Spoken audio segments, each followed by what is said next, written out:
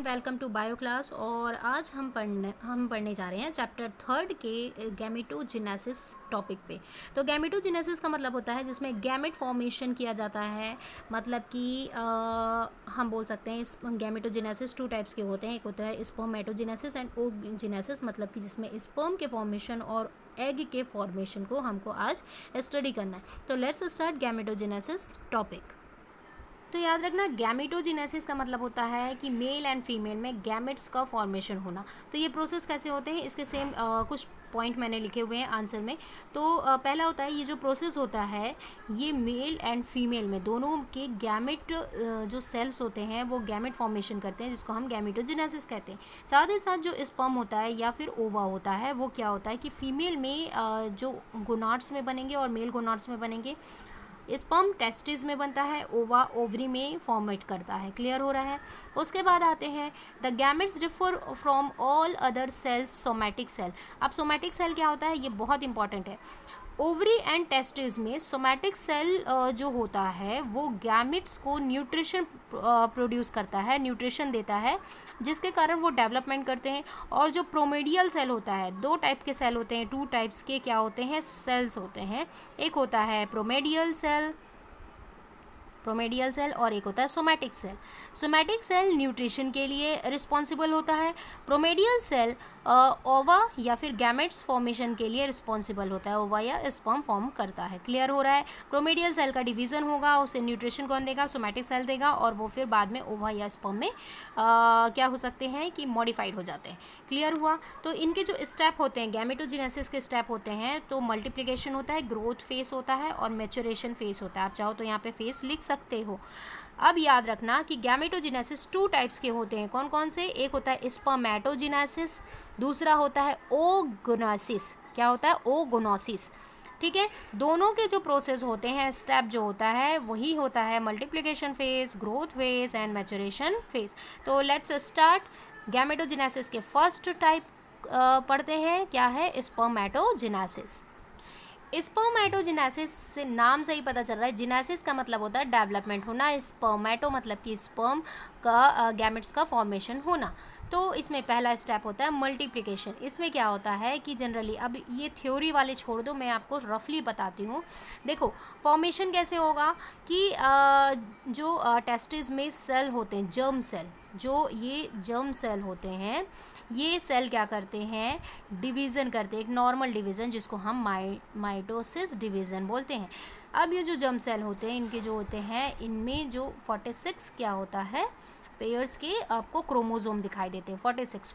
ठीक है। Mitosis division होता है, ये हैप्लॉइड होते हैं, फिर ये डिवाइड होते हैं, हैप्लॉइड में ही डिवाइड होते हैं, 46 पेयर पे ही डिवाइड होते हैं।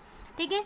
फिर इनके जो होते हैं, यहाँ से स्टार्ट होता है मियोसिस डिवीज़न। मियोसिस डिवीज़न में इनके फोटोकॉपी बनने स्टार्ट होते हैं, मतलब ये जो 46 क्रोमोसोम है वे डिवाइड हो जाते हैं 23 क्रोमोसोम्स में, और इस तरीके से इनका स्पर्मिड बनता है, स्पर्मिड। ठीक है। स्पर्मिड्स ये जब बन जाते हैं तो ये स्पर्म में कन्वर्ट हो जाते हैं। तो मियोसिस फेज 1, मियोसिस फेज 2 में ये स्पर्म में कन्वर्ट हो जाते हैं। तो इस तरीके से यही चीज़ है। मल्टीप्लिकेशन कहाँ पे होता है, मल्टीप्लिकेशन फर्स्ट स्टेप पे होता है। 46 हैप्लॉइड जर्म सेल जब माइटोसिस डिवीज़न करता है उसको हम मल्टीप्लिकेशन फेज कहते हैं। क्लियर हुआ। मल्टीप्लिकेशन फेज के बाद आता है हमारा ग्रोथ फेज। ग्रोथ फेज कब होता है, जब मियोसिस फर्स्ट फेज स्टार्ट होता है। तो यहाँ पे जो डाइप्लोइड जर्म सेल है, जिसको हम स्पर्मेटोगोनिया बोलते हैं। देखो जर्म सेल से माइटोसिस किया तो ये स्पर्मेटोगोनिया बन गया। क्लियर हुआ, स्पर्मेटोगोनिया। तो स्पर्मेटोगोनिया सेल क्या करते हैं, स्पर्मिड बनाते हैं, जिसको हम ग्रोथ फेज कहते हैं। ग्रोथ फेज के बाद आता है मैच्योरेशन फेज, जिसमें ये स्पर्मिड स्पर्म में कन्वर्ट हो जाते हैं, जिसको हम मैच्योरेशन फेज कहते हैं। यही चीज़ मैंने थ्योरी में लिखा हुआ है। तो देखो, multiplication at sexual maturity is the differentiation primordial germ cell. Primordial germ cell क्या करते हैं, डिवाइड करते हैं, माइटोसिस सेल डिवीजन करते हैं। ग्रोथ सेल में क्या होता है, जो भी आपका जर्म सेल है वो स्पर्मेटोगोनिया बना देता है। ठीक है भाई, आपने अभी देखा डायग्राम के थ्रू।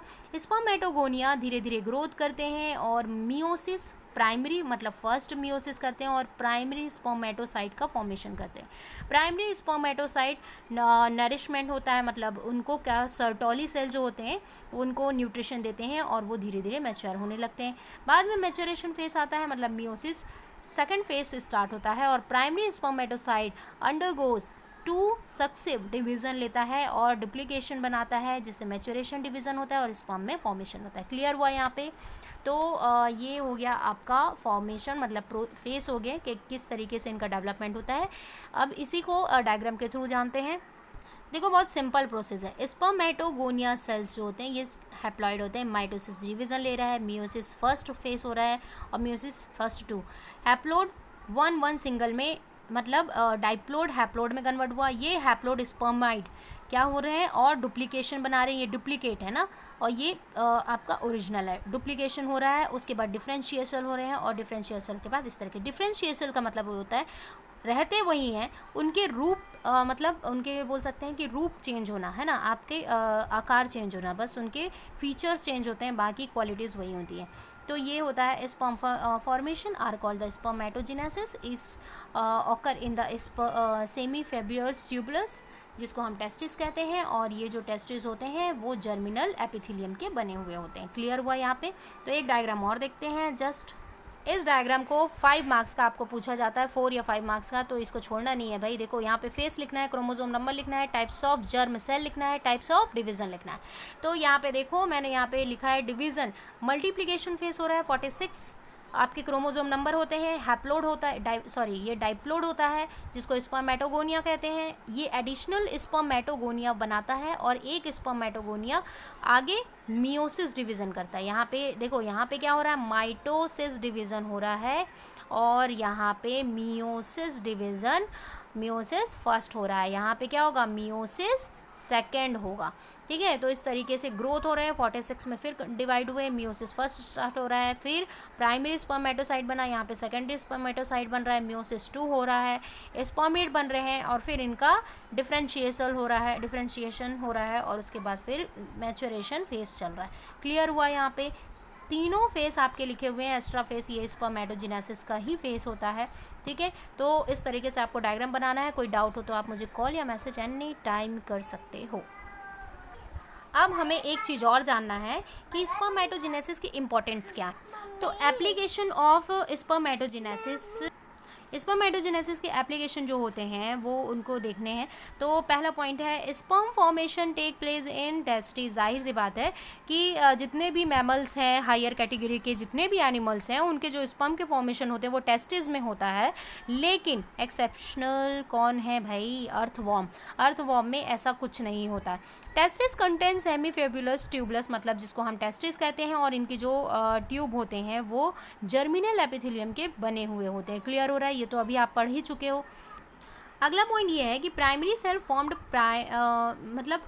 प्रोमीडियल सेल है ना, create the mitosis division and primary spermatocyte. आप चाहो तो पूरा लिख सकते हो, ऐसा भी लिख सकते हो, सही है। अगला पॉइंट है sperm formed occurrence of the Sertoli cell. Sertoli cell उसको क्या करते हैं कि स्पर्म फॉर्म करने में हेल्प करते हैं, क्योंकि वो उसको नरिशमेंट करते हैं, न्यूट्रिशन देते हैं। भाई आगे पढ़ते हैं। Sertoli cell provide the nutrition development sperm, वही चीज़ कह रहा है। ठीक है, उसके बाद फिर जो डेवलपमेंट होता है उसमें वो सेकेंडरी स्पर्मेटोसाइट का फॉर्मेशन करते हैं, फिर डुप्लीकेशन होता है और डुप्लीकेशन के बाद डिफरेंशिएशन और फिर स्पर्म का फॉर्मेशन हो जाता है। तो यहाँ पे आपका स्पर्मेटोजेनेसिस, गैमेटोजेनेसिस के स्पर्मेटोजेनेसिस कंप्लीट होता है, जो बहुत इंपॉर्टेंट टॉपिक था आपका। तो इसमें नोट्स आप बनाना चालू कर दो और इससे रिलेटेड कोई डाउट हो तो आप मुझे कॉल या मैसेज एनी टाइम कर सकते हो मेरे बच्चों। बाय।